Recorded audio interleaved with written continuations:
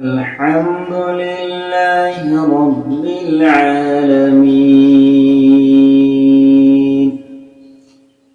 الرحمن الرحيم مالك يوم الدين إياك نعبد وإياك نستعين اهدنا الصراط المستقيم صراط الذين أنعمت عليهم غير المغضوب عليهم ولا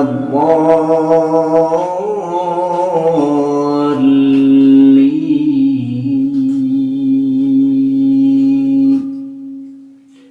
إذا جاء نصر الله والفتح ورأيت الناس يدخلون في دين الله أفواجا